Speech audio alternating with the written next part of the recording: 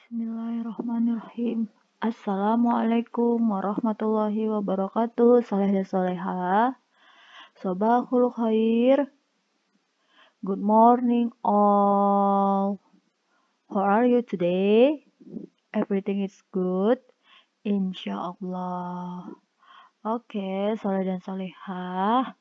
Before we get study, let's pray for Allah Subhanahu wa Ta'ala and say basmalah together. Bismillahirrahmanirrahim. Oke, soleh dan solehah, hari ini kita masuk ke tema yang baru ya, yaitu tema 3, jilid 6C. Oke, silakan dibuka bukunya ya. Oke, hari ini yang pertama kita bahas yaitu pelajaran bahasa Indonesia. Oke, soleh dan solehah, disimak ya video pembelajaran berikut. Warahmatullahi wabarakatuh. Sahabat pintar semua, apa kabarnya kalian pagi hari ini? Bu Guru selalu doakan agar kalian semua senantiasa dalam keadaan sehat walafiat. Pagi hari ini, Bu Guru akan menyampaikan materi pelajaran kelas 6, tema 3, subtema 1, penemu yang mengubah dunia, pembelajaran ke-1. Namun sebelum kita mulai, marilah kita awali pembelajaran kita pagi hari ini dengan pembacaan doa terlebih dahulu ya. Anak-anak, lihatlah lingkunganmu di malam hari. Cahaya lampu bersinar menerangi jalan, sekolah, dan rumah kita. Listrik telah mengubah wajah dunia. Tahukah kamu siapa tokoh yang berhasil menemukan mesin pembangkit listrik? Dan bagaimana lampu-lampu di rumah dapat menyala? Listrik telah membawa banyak perubahan dalam kehidupan masyarakat di dunia. Michael Faraday adalah tokoh penemu arus listrik. Faraday lahir tahun 1791 di Newington, Inggris. Ia berasal dari keluarga miskin dan hanya sebentar merasakan pendidikan di sekolah. Dengan perjuangan keras dan semangat pantang menyerah, ia akhirnya membuat alat sederhana pertama yang dapat menghasilkan gelombang elektromagnetik. Tahukah kamu bagaimana perjalanan arus listrik hingga sampai ke rumahmu? Arus listrik adalah gelombang elektromagnetik, yaitu gelombang yang dapat merambat meski tidak ada media perantara. Gelombang elektromagnetik terbentuk dari hasil perubahan medan magnet dan medan listrik yang terjadi terus-menerus. Proses tersebut kemudian memicu terjadinya arus yang kemudian dikenal sebagai arus listrik. Arus listrik dihasilkan oleh generator raksasa pada pusat pembangkit listrik. Arus listrik tersebut disalurkan melalui jaringan listrik tegangan tinggi berupa jaringan kabel pada menara-menara tinggi yang menuju ke gardu-gardu penerima di berbagai daerah. Dari gardu-gardu penerima, arus listrik kemudian disalurkan ke rumah-rumah penduduk dan berbagai tempat yang memerlukannya. Arus listrik yang diterima di rumah kemudian disalurkan melalui rangkaian kabel listrik di dalam rumah. Rangkaian kabel tersebut umumnya berada di atap untuk tempat dudukan lampu atau di dinding rumah untuk saklar dan colokan listrik tempat menghubungkan beragam peralatan elektronik seperti televisi, kipas angin, dan kulkas.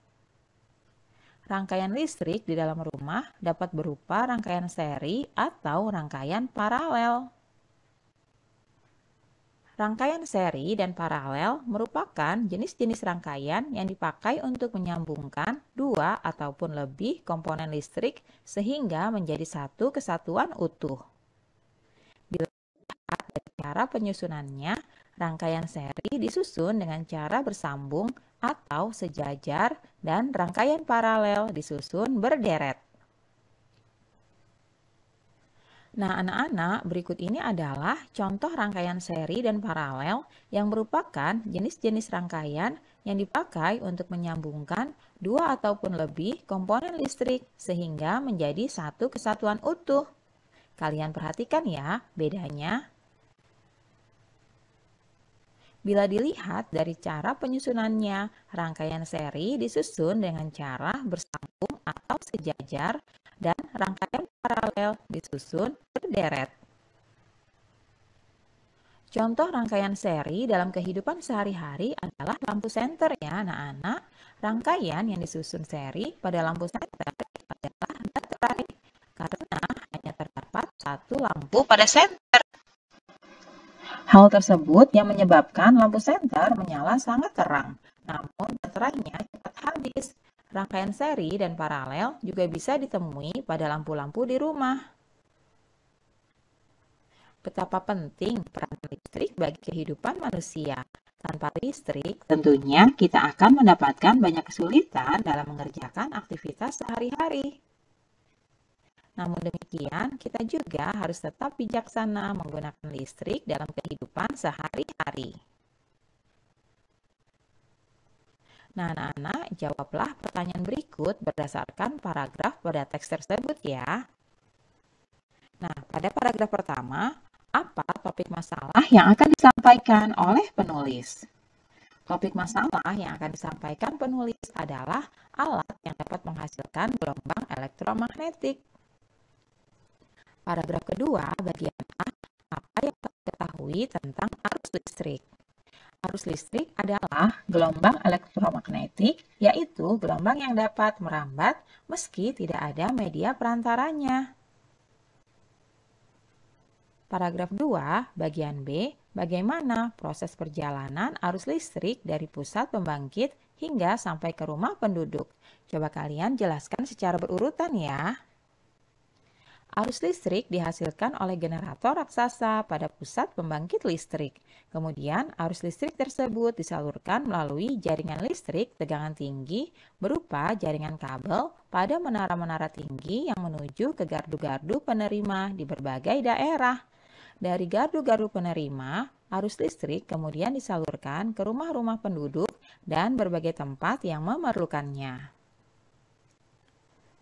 Selanjutnya, paragraf ketiga. Apa yang terjadi dengan arus listrik saat tiba di rumah warga? Jelaskan secara berurutan. Arus listrik yang diterima di rumah kemudian disalurkan melalui rangkaian kabel listrik di dalam rumah. Rangkaian kabel tersebut umumnya berada di atap untuk tempat dudukan lampu atau di dinding rumah untuk saklar dan colokan listrik, tempat menghubungkan beragam peralatan elektronik seperti televisi, kipas angin, dan juga kulkas. Selanjutnya, apa manfaat arus listrik setelah sampai ke setiap rumah warga? Manfaat arus listrik setelah sampai ke setiap rumah warga adalah tempat menghubungkan beragam peralatan elektronik seperti televisi, kipas angin, dan kulkas. Selanjutnya, apa perbedaan rangkaian listrik seri dan juga paralel? Perbedaan rangkaian listrik seri dan paralel adalah rangkaian seri disusun dengan cara bersambung atau sejajar, sedangkan rangkaian paralel disusun berderet.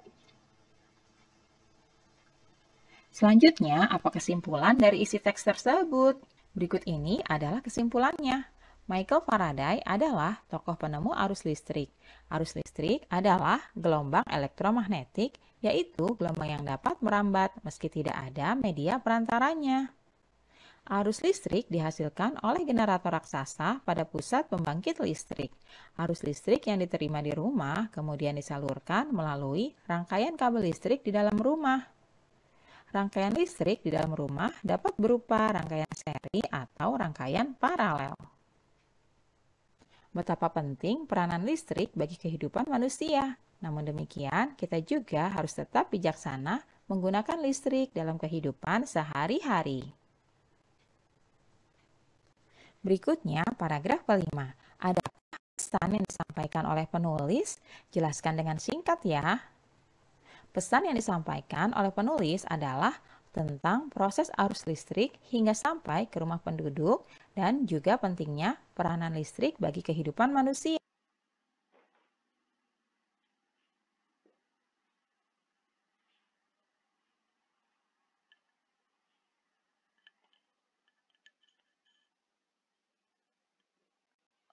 anak-anak. Nah, sekarang kita masuk ke materi berikutnya ya, yaitu pembelajaran IPS. Oke? Nah, silakan disimak video berikut ya. Penemuan listrik. Listrik ditemukan oleh Michael Faraday dengan menimbulkan dampak atau impact bagi masyarakat sebelum ditemukan listrik dan setelah ditemukan listrik. Dari aspek sosial atau hubungan antar manusia, sebelum ditemukan listrik, komunikasi itu hanya terbatas pada tatap muka atau bertemu dan surat menyurat. Setelah ditemukan listrik, pertemuan bisa dilakukan melalui komunikasi jarak jauh dengan mudah yang bisa dilakukan melalui telepon, video call, dan sebagainya. Informasi terbatas pada media cetak seperti koran. Setelah ditemukan listrik, informasi mudah didapatkan melalui TV, radio, dan internet. Selanjutnya, dari segi ekonomi atau jual beli, pada zaman dahulu, sistem jual beli itu menggunakan barter atau uang tunai, sedangkan setelah ditemukan listrik menggunakan uang elektronik seperti kartu kredit maupun transfer, yang sekarang itu sudah sangat canggih, bisa berupa scan QR code atau mungkin e-pay dan OVO ya, jadi yang sekarang lebih canggih. Pasarnya dulu itu pasar tradisional, jadi harus ketemu antara penjual dan pembeli. Dan sekarang itu orang tidak perlu ketemu, lihat aja di HP, pegang HP, buka shop market atau tempat jual beli online, kita bisa membeli, bahkan sambil tiduran kita bisa membeli tanpa harus ke pasar. Pada zaman dahulu kegiatan jual beli itu dilakukan pada siang hari. Sekarang kegiatan jual beli bisa dilakukan 24 jam, yaitu siang malam. Bahkan sekarang banyak minimarket yang sudah membuka tokonya 24 jam. Ada pasar juga yang dengan adanya lampu itu membantu ekonomi sehingga ada pasar yang buka 24 jam non-stop. Selain itu, berpengaruh juga di aspek pendidikan. Listrik pada aspek pendidikan berpengaruh pada belajar. Pada zaman dulu hanya dilakukan pagi sampai sore, ketika malam itu membutuhkan lampu minyak. Sekarang belajar bisa dilakukan kapanpun karena ada lampu. Sumber belajar pada zaman dahulu mengandalkan buku atau tertulis. Sumber belajar sekarang bisa dari media elektronik, video, dan sebagainya. Dari segi budaya, budaya itu adalah hasil kebiasaan manusia. Itu pada zaman dahulu kegiatan seni itu banyak dilakukan di siang hari. Kalau di malam menggunakan lampu Petromax, jadi sangat sederhana sekali. Pada zaman sekarang kegiatan seni bisa dilakukan kapan saja dengan pencahayaan lampu dan sound system sehingga lebih meriah. Pada zaman dahulu pertunjukan harus dilihat secara langsung. Jadi tidak bisa kita merekam atau mungkin melihat live streaming dan sebagainya. Pada zaman dahulu kalau kamu ketinggalan pertunjukan ya sudah selesai, kamu hanya diceritani teman kalian. Tapi kalau pada zaman sekarang dengan adanya penemuan lampu, pertunjukan bisa disiarkan dan direkam sehingga mudah tersebar dan bisa dilihat kapanpun dimanapun. Pada zaman dulu, dari segi aspek teknologi, sebelum ditemukan listrik, teknologi itu masih kuno, sekarang sudah berkembang dan memudahkan manusia. Alat-alat pada zaman dahulu masih manual, sedangkan alat zaman sekarang sudah banyak menggunakan energi listrik. Setelah penemuan listrik, Oke, demikian ya pembelajaran kita hari ini. Thank you for attention all and say hamdalah together. Alhamdulillahirabbil alamin. Wassalamualaikum warahmatullahi wabarakatuh.